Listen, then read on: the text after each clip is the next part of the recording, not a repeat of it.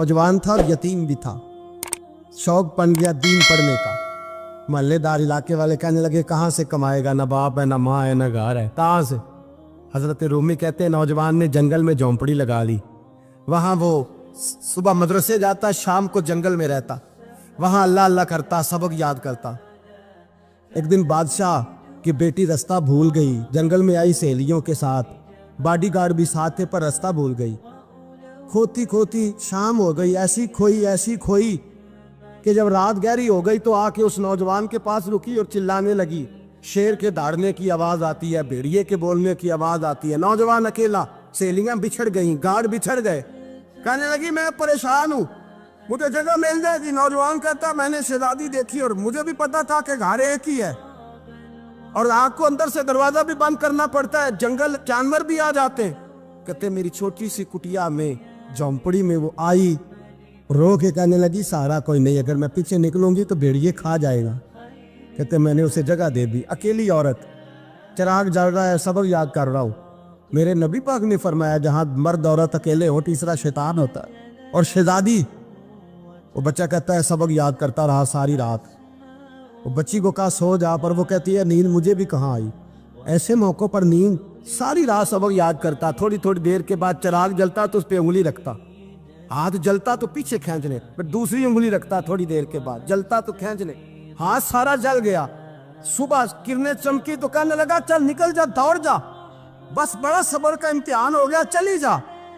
शहजादी बाहर निकली, सिपाही ढूंढ रहे थे। बादशाह खुद जंगल में निकला हुआ था, मेरी बेटी मिल गई। बादशाह तन्हाई में जाके कहने लगा बेटा मैं दुनिया को बताऊंगा कि मेरी बेटी खोई नहीं थी, सिपाही साथ ही थे। ये बड़ा मुश्किल होता है, बेटी तो भूल के भी रात कहीं रह पड़े तो लोग जीने नहीं देते, तो बेटा मुश्किल हो जाएगा मेरे लिए। कहाँ थी? उसने कहा नेक नौजवान के पास। उसने कहा बेटा मैं तो तेरी बात मानूंगा पर दुनिया नहीं मानेगी। अगर उस नौजवान ने किसी को बता दिया कि तू उसके पास थी तो फिर लोग मेरा जीना मुहाल कर देंगे। बेटा मैं मर जाऊंगा, मेरी मजबूरी ये है कि वो कहीं राज ना उगल दे वो नौजवान, उसे कत्ल करना पड़ेगा। औरत ने मिन्नतें की, उस बेटी ने कहा मेरे मौसम को मारोगे, रोई।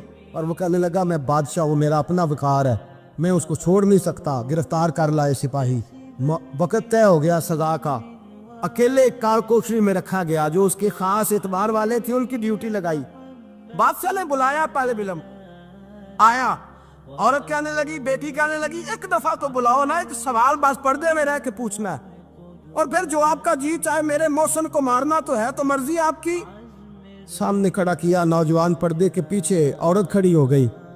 बादशाह बीच बैठ गया। बीबी कहने लगी सारी रात बेदार मैं भी रही, सोया तू भी नहीं। वो जो तू चिराग के करीब हाथ लगा के जलाता था वो समझ नहीं आई। नौजवान रो पड़ा, कहने लगा क्या करूं, मैंने रसूलुल्लाह का दीन पढ़ा है, क्या करूं, मैंने हुजूर का दीन पढ़ा है। मैंने पढ़ा है कि जानी को सबसे नीचे दोज़ख के सबसे निचले दर्जे में जलाया जाए, उसे जहन्नमियों का पीप और रेशा पिलाया जाए, कंद खिलाया जाए। ये रवायतें पड़ी हुई थी। थोड़ी थोड़ी देर के बाद शैतान मुझे कहता था बदकारी कर ले। मैं अपना हाथ उसी वक्त जब शैतान मशवरा देता तो मैं आग पे करता। मैं कहता अगर ये बर्दाश्त हो गई तो वो भी हो जाएगी। जब हाथ जलता तो मैं समझ जाता नहीं तुझसे तो ये नहीं बर्दाश्त होती तो वो कैसे होगी। फिर मुझे शैतान मशवरा देता कोई देख नहीं रहा तो बुलाने नहीं गया, खुद आई, मैं दूसरी उंगली लगा देता। मैंने हाथ जलाया और मैं समझ गया जब छोटे से चिराग की इतनी सी शमा की आग नहीं बर्दाश्त होती तो दोज़ख कैसे बर्दाश्त होगी। कहता मैं बाज आया। बादशाह ने ये कहानी सुनी, लफ्ज सुने तो चीख मार के रोया। कहने लगा तालिब इल्म तू तो मेरे नबी का सच्चा गुलाम है और मेरे रसूल के जो सच्चे गुलाम होते हैं उन्हें फांसियां नहीं दी जाती, उन्हें तख्त पर बिठाया जाता है। अब तुझे सजा नहीं होगी बल्कि मैं अपनी बेटी का निकाह तेरे साथ करूंगा और मेरे बाद इस सल्तनत का बादशाह भी तू ही बनेगा। अब वो नौजवान वहां नारे लगा रहा है, कहता लोगों तुम मुझे कहते थे दीन से क्या मिलता है, दीन से तो अल्लाह तख्त ताज भी अता फरमा देता है। अगर नौजवान शर्मो हया वाले बन के रहे अल्लाह सारी इज्जतें दे देगा।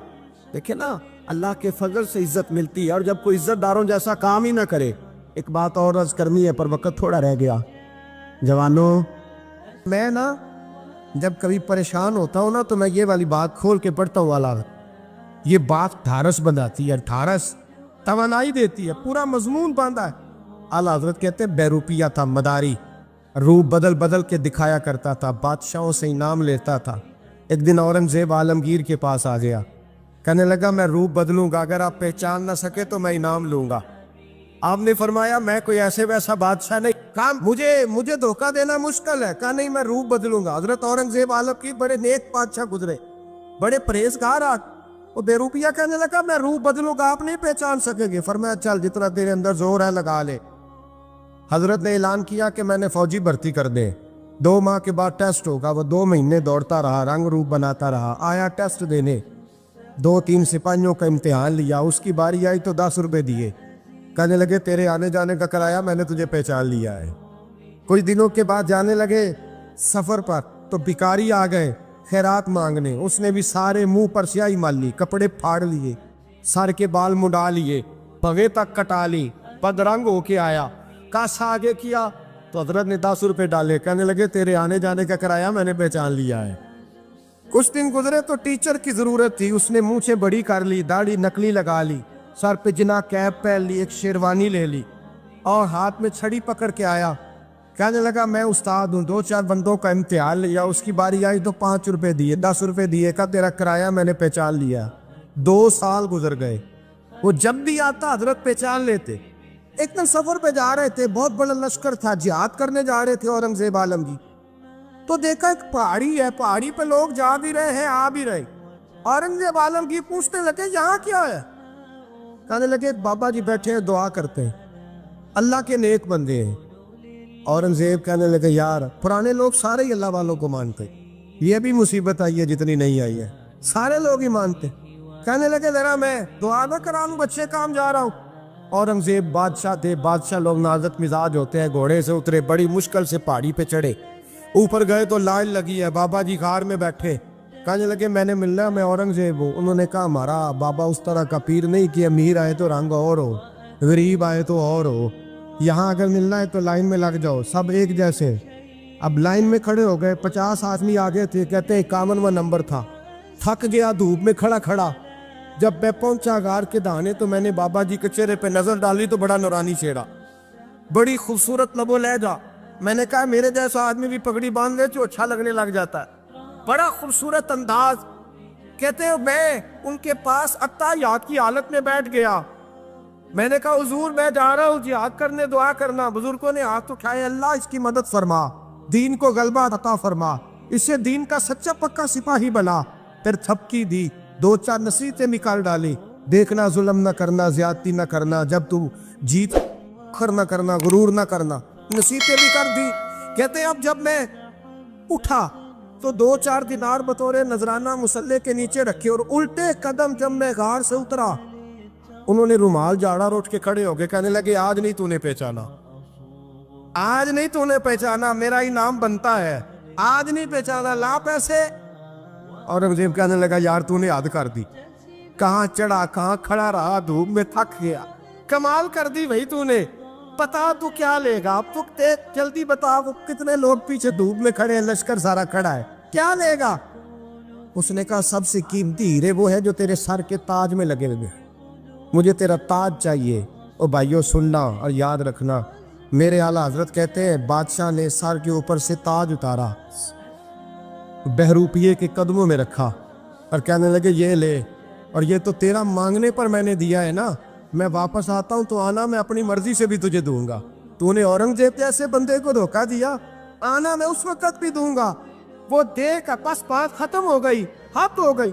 دے کر کہتے ہیں جب میں پلٹا نا واپس, بہروپیے نے آواز دی بادشاہ ٹھہر جا. تو میں نے پلٹ کے دیکھا تو کہنے لگے یہ اپنا تاج لے جا, اٹھا اور لے جا. میں نے کہا 2 سال بیت گئے تجھے محنت کرتے, آج قابو آیا تو لے جاؤ. کہنے لگا لے جا, مسئلہ سمجھ میں آ گیا. میں نے کہا مجھے بھی تو سمجھانا. کہتے ہیں وہ پھوٹ پھوٹ کے رویا, اس کی آنکھیں برس پڑی, سیلاب کی طرح آنسو بہہ نکلے, تڑپا اور رو کے کہنے لگا بادشاہ میں نے جھوٹ موٹ رسول اللہ کی غلامی اختیار کی تھی, جھوٹ موٹ کی داڑھی, جھوٹ موٹ کی پگڑی, جھوٹ موٹ کا فقر, میں نے جھوٹ موٹ نبی پاک کا لباس پہنا ہے, تو تیرے جیسے بادشاہوں کے تاج میرے قدموں میں آ گئے ہیں. अगर मैं सचमुच रसूलुल्लाह का गुलाम बनूंगा तो अल्लाह क्या कुछ अता फरमाए, अल्लाह कितनी नेमतों से नवाजे। मेरे आला क्या फरमाते हैं, आला हज़रत फरमाते हैं फरिश्ते भी करते हैं ताज़ीम मेरी। कौन जी? अल्लाह। ऐसा अकीदा भी कम मिलेगा जो बरेली के इमाम का अकीदा है, ऐसा भी कम। कहते हैं फरिश्ते भी करते हैं ताज़ीम मेरी। क्यों? फरमाने लगे फिदा हो के उन पर ये इज्जत मिली। बगदाद के एक दरवेश आलिम थे, तो वो जब भी नमाज पढ़ाते ना तो किसी ताजर की 2 बीवियों के बारे में दुआ मांगते।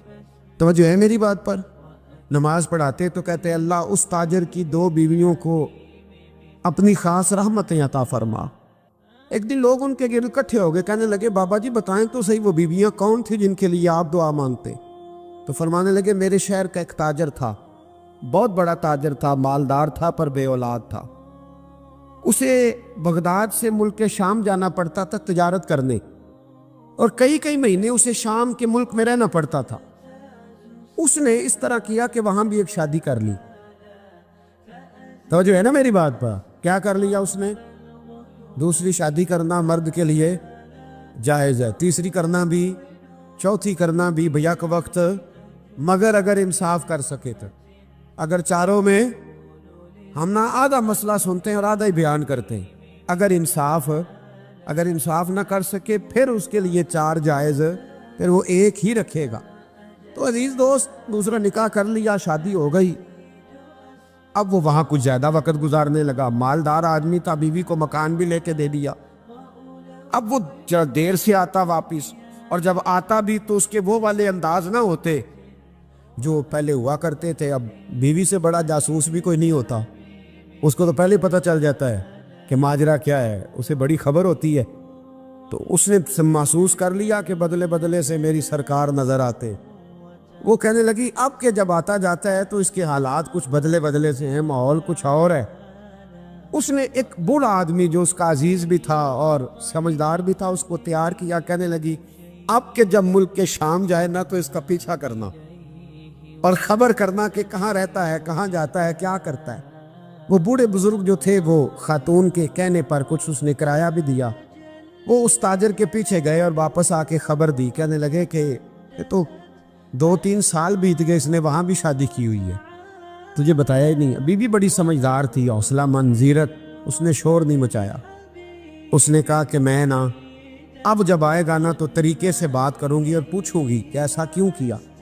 और ये भी उसने आके बताया कि अगर तेरे साथ निकाह के बाद उसे औलाद नहीं मिली तो औलाद वहाँ भी कोई नहीं, कि मुकम्मल तफसीलात। अब जब इस दफ़ा खामंद आया तो आते ही वो बीमार हो गया, कमज़ोर होने लगा। अब खातून ने मुनासिब नहीं समझा कि आते ही धड़ाम से मैं उसके सर पर ये ठोड़ दूँ कि तूने निकाह किया हुआ है और मुझे बताया नहीं। वो जरा तसल्ली में रही, कुछ वो बीमार था, हौसला रखा, खिदमत करती रही। कुछ दिन गुजरे तो वो ताजर इंतकाल कर गया, फौत हो गया। अब राज खोल न सका, इद्दत गुजारी, और जब सारा माल जमा किया ना तो अशरफियों की बोरियां भर गई। सारा माल उस बीबी का, 4 बोरियों में अशरफियां, 4। यहाँ तो पेट का दोज़ख है, माज़ अल्लाह भरता ही नहीं। हाल में मजीद, हाल में मजीद। वो जो कहते थे ना कि बस बाहर चला जाऊं और बाहर मैं कुछ थोड़े से पैसे कमा के 2-3 साल में लौट आऊँगा, फिर यहाँ आके कोई कारोबार करूँगा, वो गए हैं तो वापस नहीं आए। वो जो कहते थे ना बस मैंने इतना सा कारोबार करना है कि मकान बन जाए, उन्होंने 4 मकान भी बना लिए हैं, लेकिन ब्रेक हल में मजीद की दौड़ है। अब 4 बोरियां उस औरत ने छुपाए रखी। कोई बंदा नहीं जानता बगदाद में कि मुल्क के शाम में ताजर की दूसरी बीवी भी है। जब वो फारिग हुई तो उसने उस बूढ़े जासूस को फिर बुलाया और 2 बोरियां ऊंट पे रखी, खुद भी साथ बैठी और मुल्क के शाम गई। अल्लाह अकबर। वह बुजुर्ग कहते हैं मैं ऐसे नहीं दुआ करता। उसको जाके कहने लगी मैं अकेली वारिस नहीं हूँ, आधे की वारिस तू भी है। मैं अकेली वारिस नहीं, ये तक़सीम विरासत है, आधी की वारिस तू भी है। तो रख अपने पैसे, मुझे पता है उसने निकाह किया था पर मुझे बताया नहीं था, तो रख अपने पैसे, मैं तुझे दे रही हूँ, आधे तेरे हैं आधे मेरे हैं। उसने नजर उठाई तो रो पड़ी, कहने लगी नहीं अब ये सारे तेरे ही हैं। اگر تو اللہ سے ڈرتی ہے تو میں بھی رب سے ڈرتی ہوں، اگر تو مصطفیٰ کریم کا کلمہ پڑھتی ہے تو میں بھی اسی نبی کی ماننے والی ہوں۔ کہا بات کیا ہے، میرا کیوں ہے سارا؟ تو وہ خاتون کہنے لگی وہ 2 سال 3 سال سے میرے ساتھ نکاح تھا، اور اس نے بتایا تھا مجھے کہ میری بیوی بھی ہے، اور میں غریب تھی تو میرے والدین کو بھی بتایا تھا کہ میری دوسری شادی ہے۔ یہ مکان اس نے مجھے لے کے دیا تھا، میرے تمام اخراجات وہ پورے کرتا تھا، نان و نفقہ کا خیال رکھتا تھا، لیکن اب کہ جب وہ آیا تو وہ بیمار تھا۔ اس نے مجھے بتایا کہ مجھے طبیب نے بتایا ہے کہ میں شدید بیمار ہوں، شاید بچ نہ سکوں۔ تو کہنے لگی وہ مجھے کئی لاکھ روپے بھی دے گیا، اور جاتے دفعہ مجھے طلاق بھی دے گیا، فارغ کر گیا۔ کہنے لگا تو جہاں چاہے میرے بعد نکاح کر سکتی ہے، اور کہنے لگا میں چاہتا تھا پہلی بیوی کو بتا دوں، موقع نہیں بنا، اور اس کا دل نہ ٹوٹے، بتا نہیں پایا، لہذا وہ مجھے ڈھیر سارے پیسے دے چکا ہے، سارا میرا حصہ مجھے پہلے سے دے چکا ہے۔ میری بہن اب یہ 4 بوریوں میں سے 2 میری نہیں بلکہ 4 کی 4 ہی تیری ہے، تو ہی اس کی حقدار ہے۔ تو بزرگ کہتے ہیں مجھے بتاؤ جن کے اندر اس قسم کے تقوی کی جھلک ہو ان کے لیے ہر نماز کے بعد دعا مانگنی چاہیے کہ نہیں مانگنی چاہیے؟ حضرت عمر کے زمانے میں نا ایک نوجوان تھا، نیک تھا، مسجد جایا کرتا تھا رات کو، تو مسجد جا رہا تھا تو رستے میں ایک عورت نے دعوت گناہ دی، ابن عساکر نے اس کو لکھا ہے۔ تو نوجوان تھا، خواہشات تھی، کچھ طبیعت مائل ہو گئی، ابھی ادھر جا ہی رہا تھا کہ کسی نے آیت پڑھ دی والی من خاف مقام ربی جنتان، جو رب کے سامنے کھڑے ہونے سے ڈرے گا اللہ 2 جنتیں دے گا۔ واقعی ڈر گیا، وہ واقعی ڈر گیا، اتنا ڈرا کہ بے ہوش ہو کے گر پڑا۔ بیماری سے لوگ بے ہوش ہوتے ہیں، پیسے ڈوب گئے بے ہوش ہوتے ہیں، بچے کے غم میں بے ہوش ہوتے ہیں۔ سچ بتاؤ کبھی خوف خدا سے بھی بے ہوش ہوتا کوئی دیکھا ہے؟ ہمارے ہاں تو روز مرہ ہی نہیں ہے بھائی، اور بڑی باتیں ہیں بے ہوش ہونے کی، ڈرنے کی، غش کھانے کی۔ بے ہوش ہو کے گر پڑا، بوڑھے باپ کو کسی نے بتایا بچہ بے ہوش پڑا ہے، اٹھا کے گھر لائے، گھر لا کے کہا بیٹا کیا ہوا؟ نوجوان ہے، چڑھتی جوانی ہے، پر پاکیزہ بڑی ہے۔ کہنے لگا ابا جی گناہ کی طرف چلا گیا تھا، پر میں نے آیت سن لی جو اللہ کے سامنے کھڑے ہونے سے ڈرے گا رب 2 جنتیں دے گا، میں ڈر گیا تھا، رب واقعی 2 جنتیں دے گا۔ باپ رو پڑے، ابا جی کی آنکھوں میں آنسو آئے اور کہا پتر اللہ بڑا مہربان ہے، اس کے وعدے سچے ہیں، واقعی 2 جنتیں دے گا۔ اس نے پھر ایک چیخ ماری اور اس طرح کی ماری کہ اس کی روح ہی پرواز کر گئی، روح ہی پرواز کر، کشتگان خنجر تسلیم را، عشق کی خنجر سے قتل ہو گئے لوگ۔ صبح حضرت عمر کو پتہ چلا کہ انہوں نے تو رات جنازہ بھی پڑھ دیا، تدفین بھی کر دی۔ جناب عمر فرمانے لگے اتنا نیک نوجوان خوف خدا سے دنیا سے چلا گیا، مجھے کیوں نہیں بلایا، میں جنازہ پڑھتا۔ فاروق اعظم فرما رہے ہیں میرا شوق تھا میں اس کا جنازہ پڑھتا۔ کہ حضور آپ کو تکلیف نہیں دی؟ فرمایا بتاؤ قبر کہاں ہے؟ تے کامل پیر اونا دے باہو قبر جنا دی جیوے۔ حضرت فاروق اعظم قبر پہ تشریف لے گئے اور کھڑے ہو کے فرمانے لگے نوجوان مجھے امید ہے میرے رب نے تجھے 2 جنتیں دی ہوں گی۔ ابن عساکر کھول کے دیکھو تاریخ بغداد نے کیا لکھا ہے۔ حضرت سیدنا فاروق نے فرمایا امید ہے 2 جنتیں دی ہوں گی، قبر کے اندر سے بولا کامل پیرونا دے باہو قبر جنا دی جیوے، قبر کے اندر سے بولا۔ کہنے لگا حضور امید والی بات نہیں، رب کے وعدے سچے ہیں، اس نے واقعی مجھے 2 جنتیں عطا فرمائی، 2 جنتیں دی ہیں، میں نے اپنے مالک کو راضی پایا۔ ہمارے صوفیاء تصوف میں ایک جملہ بولتے ہیں کہ تیرا تو فقر فقر بوزر ہے، یعنی جن کو صحیح درویش کہتے ہیں نا، صحیح درویش۔ مولا علی شیر خدا رضی اللہ تعالیٰ عنہ فرمایا کرتے 2 ہی تو بندے ہیں جو رب کے رستے میں کسی شے کی پرواہ نہیں کرتے۔ حضور کون سے؟ فرمایا ابو ذر غفاری ہے اور دوسرے علی المرتضیٰ ہے۔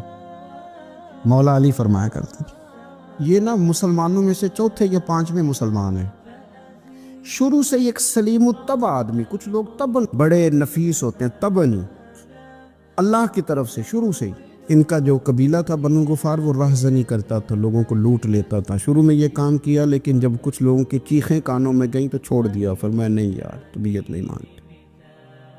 اور نبی پاک کا کلمہ پڑھنے سے پہلے ہی بتوں کی پوجا چھوڑ کے رب کی عبادت شروع کر دی۔ لوگ پوچھا کرتے تھے آپ عبادت تو کرتے تھے پر منہ کدھر کرتے تھے؟ فرماتے تھے جدھر وہ کرا لیتا تھا کر لیتے تھے۔ کسی نے انہیں بتایا کہ مکے میں ایک شخص ہیں جنہوں نے اعلان نبوت کیا ہے، آپ کی طرح کی باتیں کرتے ہیں۔ انہوں نے اپنے بھائی کو بھیجا، ان کا نام انیس تھا، پتہ کر کے واپس آئے، بھائی کہنے لگے ابو ذر، ان کا نام جندب ہے، اصل میں ذر ان کے بیٹے کا نام ہے اور کنیت سے زیادہ معروف ہیں، ابو ذر غفاری کہلاتے ہیں۔ فرماتے ہیں کہ بھائی نے آ کے بتایا کہ وہ نیکی کا حکم دیتے ہیں، برے کاموں سے منع کرتے ہیں، صلہ رحمی کا پیغام دیتے ہیں، لیکن لوگ سارے مخالف ہیں۔ یہ چیز بھی بڑی کاؤنٹ ہوتی ہے، اسے نہ کاؤنٹ کیا کریں۔ لوگوں کی ترجیحات بدلتی ہیں، صبح کچھ، دوپہر کچھ، شام کچھ، اسے نہ کاؤنٹ کریں۔ انہوں نے اس بات کو کاؤنٹ کر کے بتایا کہ لوگ ان کے جو ہے نا وہ مخالف ہیں سارے۔ تو حضرت ابو ذر غفاری کہنے لگے مجھے تسلی نہیں ہوئی، میں خود جا کے پتہ کروں گا۔ کہتے ہیں مکہ شریف آیا تو کسی ایسے آدمی سے پوچھ بیٹھا، میں تو کچھ اور سمجھا تھا، وہ کچھ اور نکلا۔ مکے والوں نے بڑا مارا۔ مکے پہنچ کے پہلی جو چیز ملی وہ مار کھانے کی تھی۔ اب میں ڈرتے کسی سے پوچھتا ہی نہ، بھوک بھی بڑی تھی، رہنے کو جگہ نہیں تھی، حرم شریف میں لیٹا رہتا تھا۔ میرے نصیب دیکھو، مجھے ایک شخص نے آ کے ہلایا، کہنے لگے اگر مناسب سمجھے تو میں آپ کو دیکھ رہا ہوں کافی دیر سے، آپ کوئی پردیسی ہیں، آپ کا اپنا مہمان نہ بنا لوں؟ تو میں نے کہا آپ کا کیا نام ہے؟ کہنے لگے میرا نام ہے علی ابن ابی طالب۔ کہتے ہیں مولا کائنات گھر لے گئے، کھانا بھی کھلایا، جگہ بھی دی، سونے کو خدمت بھی کی، لیکن چونکہ میں تو پہلے ایک سے پوچھ کے مار کھا بیٹھا تھا، میں نے پوچھا نہیں میں کدھر آیا ہوں۔ رات رہے، اگلی رات بھی رہے، لیکن میں نے بتایا نہیں میں کس کام آیا ہوں۔ حضرت ابو ذر غفاری رضی اللہ تعالیٰ عنہ کہتے ہیں خود ہی مولا علی نے پوچھا بتا سکتے ہو کیسے آئے ہو؟ میں نے کہا راز رکھ لو گے؟ فرمایا بڑا کشادہ سینہ دیا رب نے مجھے۔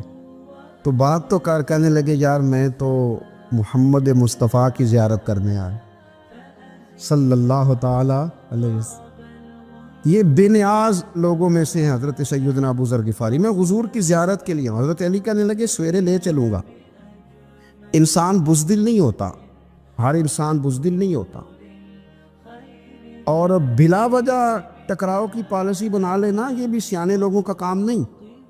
حکمت کے تقاضوں کے مطابق چلنا یہ بھی دلیر لوگوں کا ہی کام ہوتا ہے۔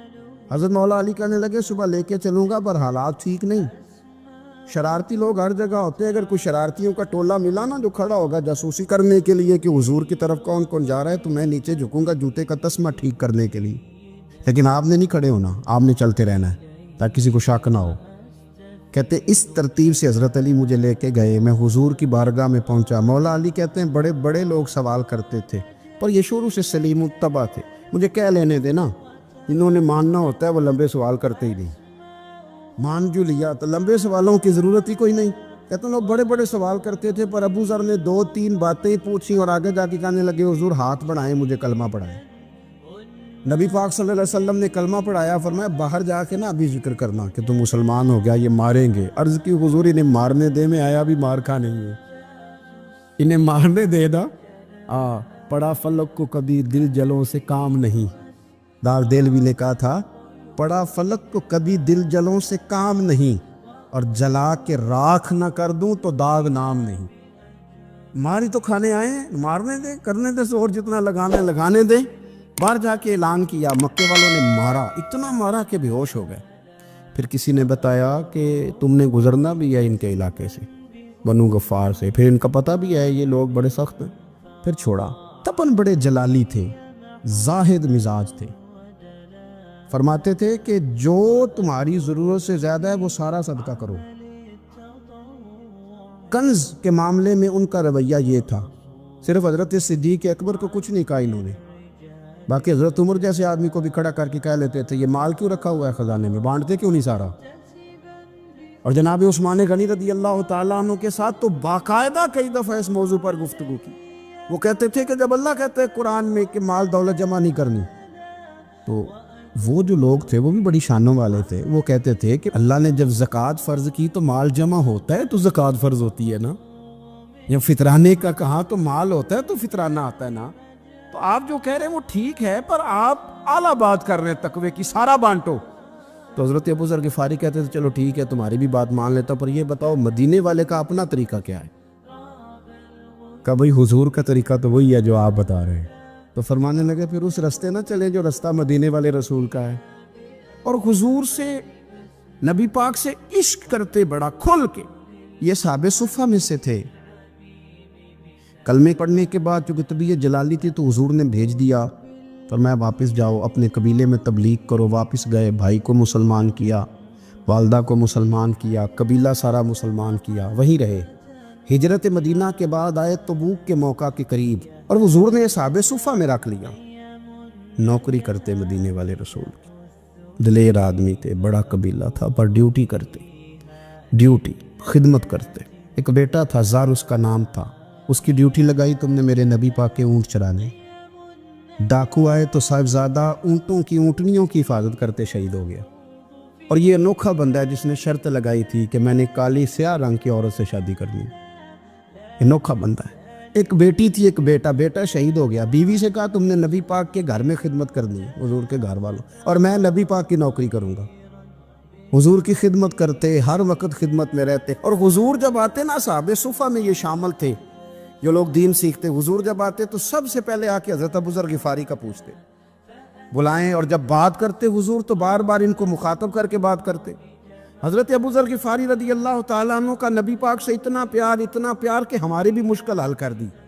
ابو داؤد شریف میں موجود ہے. ایک دن کہنے لگا یا رسول اللہ صلی اللہ علیہ وسلم، اگر کوئی بندہ کسی سے پیار بڑا ہی کرے پر اس جیسے عمل نہ کر سکے، کوشش کرے کرنا. لوگ ہمیں کہتے ہیں نا کہ پیار بڑا، عمل بھی تو کرو نا. بھی کرنا چاہیے، پر انسان ہے نا، غلطی بھی تو ہو ہی جاتی ہے.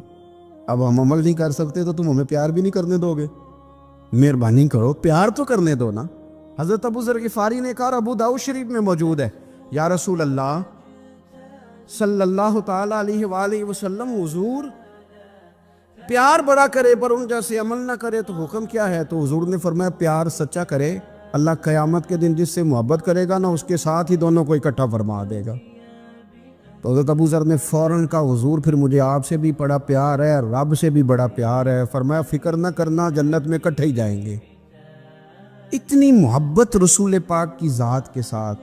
حضور کی نوکری کرنا. ایک دن خدمت کرتے کرتے سو گئے. حضور مسجد میں آئے پتہ کرنے کہ ابو ذر آرام کر رہا ہے. یہ بھی مزہ ہوتا ہے، خیال رکھنا اپنے درویشوں کا، کیا کھایا کیا پیا، کہاں سوئے. حضور رات کو آئے، یہ سوئے ہوئے. فرماتے ہیں حضور نے میرا انگوٹھا ہلایا، میں اٹھ کے بیٹھ گیا، حضور بھی میرے پاس بیٹھ گئے. اور میں ابو ذر بڑا پیار کرتے ہو، سونے آپ کو پتہ ہی ہے. کہا یار تو بڑی نوکری کرتا ہے، ایک دن وہ بھی آئے گا جس دن تجھے میری مسجد اور میرے شہر سے جانا پڑے گا، پھر کیا کرو گے؟ تو عرض کی حضور کسی کی طاقت ہے مجھے آپ کے شہر سے نکالے؟ میں تلوار نکال لوں گا. نبی پاک نے فرمایا تلوار نہ نکالنا، جہاں تمہیں بھیجا جائے چپ کر کے چلے جانا. حضور کب تک؟ فرمایا جب تک اللہ تیری اور میری ملاقات نہیں کرا دیتا، یعنی وصال تک.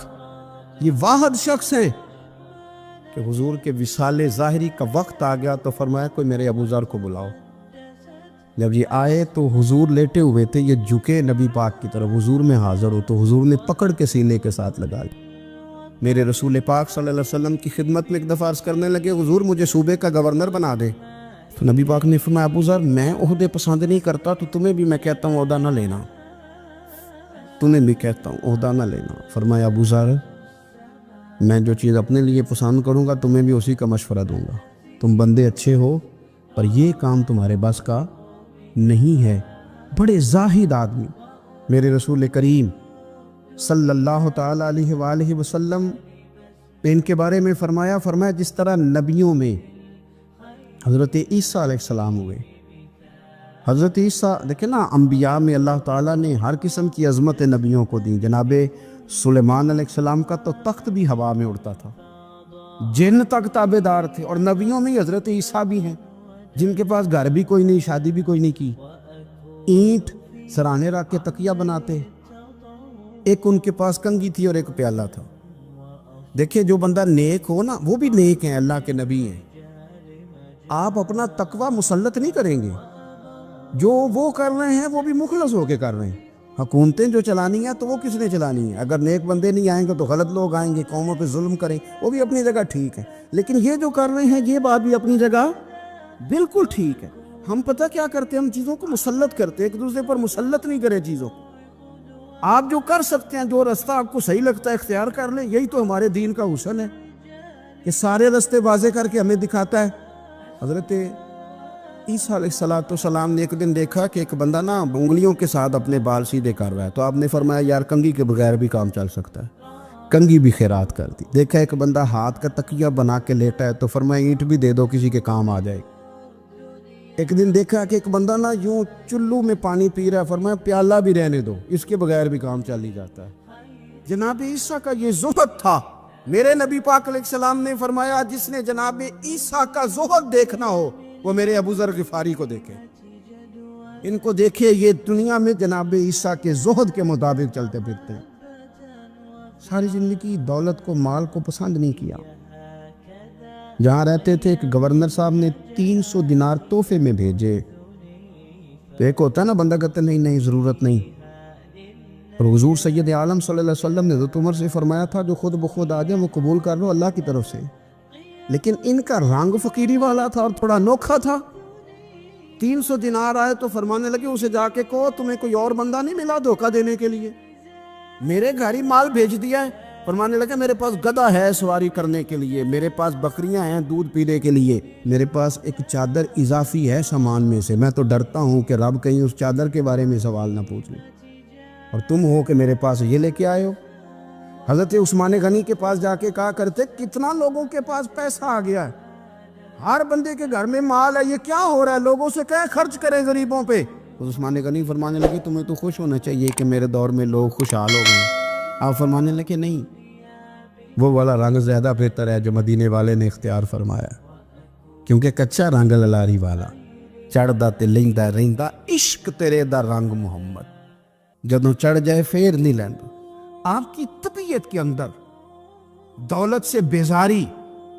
حضرت ابو درداء, حضرت ابو موسیٰ اشعری, حضرت ابو ہریرہ رضی اللہ تعالی عنہ, یہ سمجھ لیں ان کے کلاس فیلو تھے, ان کے ساتھ پڑھا تھا انہوں نے. حضرت ابو ذر غفاری ان پر بھی جلال کرتے. آپ یقین کریں کہ طبیعت نا ایسے کیف میں آ گئی ان کو پڑھ کے. ان کو پڑھا جب کچھ دنوں سے تو کچھ انوکھا, یہ انوکھی وجہ ہے, سارے زمانے سے نرالے ہیں. یہ بندے کون سی بستی کے یار اب رہنے والے ہیں, یہ کس طرح کے لوگ ہیں, کیا سوچ ہے. حضرت ابو درداء رضی اللہ تعالیٰ عنہ کے گھر کے قریب سے گزرے تو حضرت ابو درداء مکان بنا رہے تھے. کیا جملہ کہا, تڑپ گئی روح. فرمانے لگے ابو درداء تجھ سے مجھے یہ امید نہیں تھی یار. فرمایا کیا ہوا؟ فرمانے لگے اب تیرا مکان بنانے کے لیے بھی اللہ کے بندوں کی پشتوں پر اینٹیں رکھی جائیں گی. تیرا مکان بنانے کے لیے رب کے بندوں کی پشتوں پر اینٹیں تیرے لیے. حضرت ابو درداء نے گردن جھکا لی. فرمایا یار جہاں تو ہے نا تو بالکل ہی ٹھیک کہتا ہے. کیوں؟ میرے نبی پاک صلی اللہ علیہ وسلم نے فرمایا اس زمین کے اوپر اور آسمان کے نیچے ابو ذر غفاری سے سچا بندہ کوئی نہیں, ان سے زیادہ سچا کوئی نہیں. فرمایا تو ٹھیک کہتا ہے یار, صحیح کہتا ہے. حضرت ابو موسیٰ اشعری رضی اللہ تعالیٰ عنہ کو گورنر بنا دیا گیا عراق کا.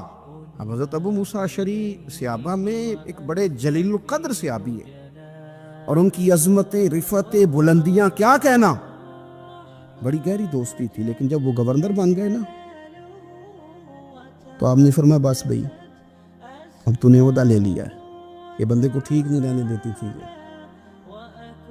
اب تو عہدے میں چلا گیا. بڑی مدت کے بعد ملاقات ہوئی حضرت ابو موسیٰ اشعری کے ساتھ. وہ دوڑ کے آئے حضرت ابو ذر غفاری کے گلے ملنے, میرا بھائی میرا بھائی. فرمایا پیچھے ہٹ جا, میں نہیں تیرا بھائی, تو گورنر ہے, میں غریب آدمی ہوں, اپنا کام کر. پھر دوڑ کے آئے. فرمایا ابو ذر تو میرا بھائی ہے یار, اکٹھے پڑھتے تھے حضور. فرمایا نہیں جا, تو نہیں میرا بھائی. پھر آئے.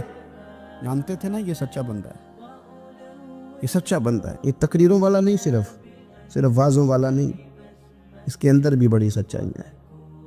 قریب آئے, آ کے کہا یار تو میرا بھائی ہے, میرے سینے لاگ. فرمانے لگے تو تیسری بار آیا ہے, مومن ہے, میں منہ نہیں موڑ سکتا, پر پہلے مجھے بتا گورنر بننے کے بعد تو نے مکان کتنے بنائے, باغ کتنے لگائے, چکیاں کتنی لگائی, کتنے تو نے چیزیں بنائی ہیں, پہلے بتا.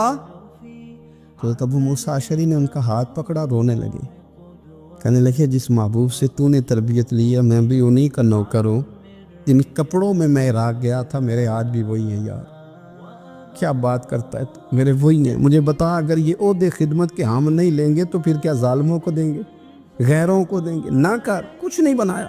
حضرت سیدنا ابو موسیٰ اشعری رضی اللہ تعالیٰ عنہ روئے, اور جب کہا نا کوئی شے نہیں میرے پاس, تو فرمایا اچھا چل آ جا پھر سینے لگ جا, تو واقعی میرا بھائی ہے.